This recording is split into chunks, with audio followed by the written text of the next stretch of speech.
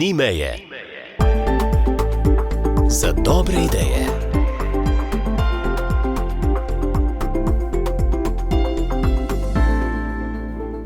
V sklopu že 31. slovenskega festivala znanosti je bil med slavnostnimi govorniki tudi izredni profesor dr. Dan Podjed. Na temo, kako ohraniti človečnost v času umetne inteligence, ste govorili in prijazen pozdrav znova. Lep pozdrav.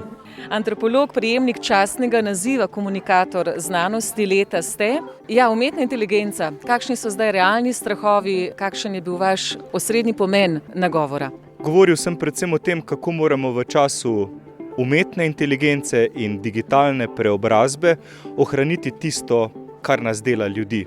In to ni samo naša inteligentnost oziroma inteligenca, ki smo jo kar precej postavili na piedestal, temveč je tudi vse drugo, zaradi česar smo ljudje. Smo tudi dobri drug do drugega, prijazni, zaupamo si, se spoštujemo, si pomagamo in vse to moramo gojiti tudi v bolj digitalizirani prihodnosti.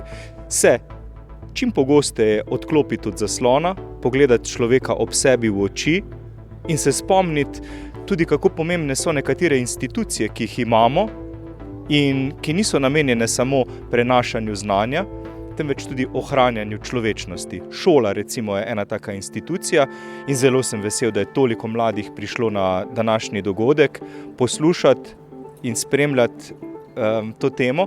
Zakaj?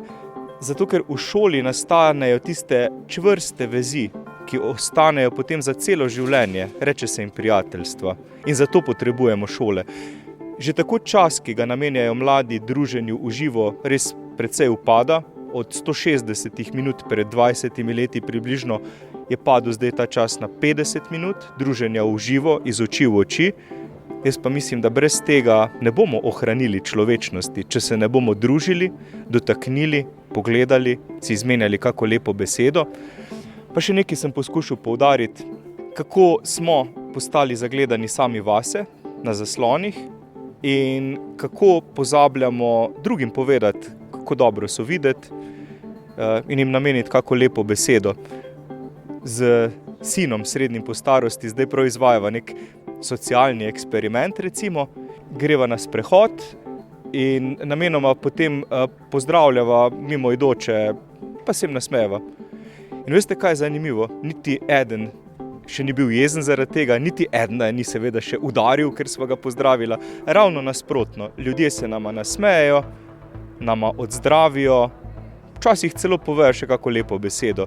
In jaz mislim, da nam tega manjka v času umetne inteligence, digitalne preobrazbe. Še ena stvar je pomembna.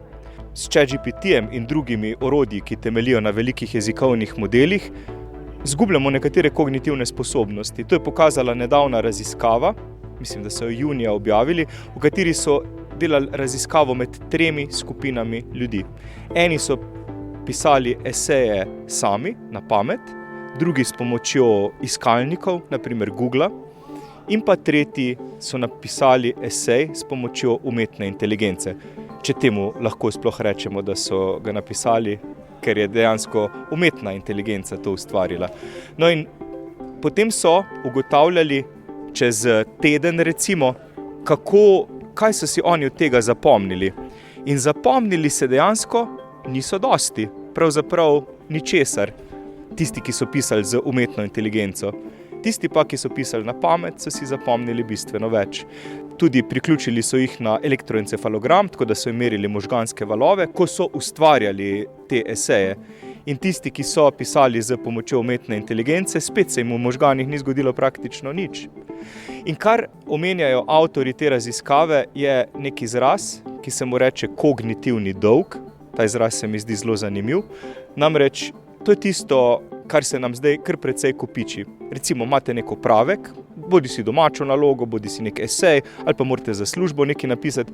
Na hitro vprašate ChatGPT, seveda vam ponudi lahko kakorkoli želite dolgo rešitev, več strani, če je potrebno, jo oddate in potem ste si nakopali tudi dolg. Zakaj?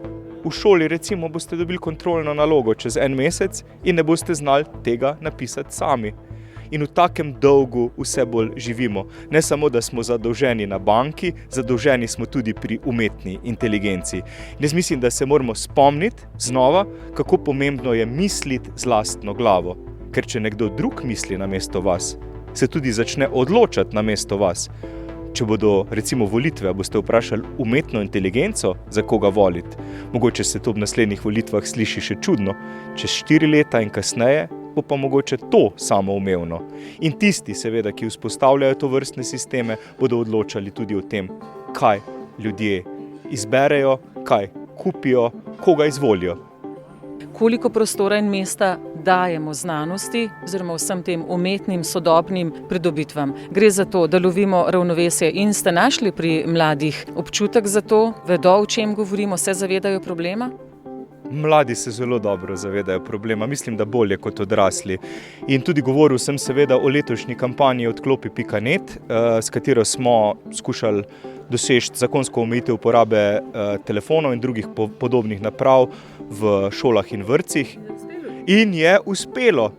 55 glasov za v državnem zboru, nobenega proti letos poleti. In jaz mislim, da je to velik dosežek. V času digitalne preobrazbe govorim in sam nisem ludist ali pa tehnofob, da bi se bal tovrstnih tehnologij. Samo uravnotežiti moramo življenje med digitalnim in analognim. Imel sem kar tremo, priznam, nastopati pred mladimi, tistimi, ki sem jim sam pomagal omejiti uporabo telefonov v šolah, ker nisem vedel, kakšna bo reakcija. Ampak mladi se tega zavedajo. Sploh, ko gledajo svoje starše, kako so priklopljeni na zaslone, od jutra do večera, pridejo oni domov iz šole, recimo, brez telefona, starš pa na kavču, oče recimo drsa po Facebooku, mama v spalnici drsa po Instagramu, svojega otroka niti ne pogledajo. In jaz mislim, da naslednja kampanja, ki bi jo morali narediti, to sem tudi predlagal na tem festivalu, naj tokrat mladi naredijo kampanjo za odklop odraslih od zaslonov. Dr. Dan Podjed, najlepša hvala znova za te vaše poudarke in uspešno delo še naprej, da bomo znali z roko v roki, v lepšo prihodnost. Za več humanosti, več človečnosti, pa za modro, odgovorno rabo inteligence in vsega sodobnega. Ja, hvala vam za povabilo. Vmes nam je enkrat zazvonil telefon in to bi rekel samo za konec. Nikoli ne sprašuj, komu zvoni, ker vedno zvoni tebi. Ni meje. Za dobre ideje.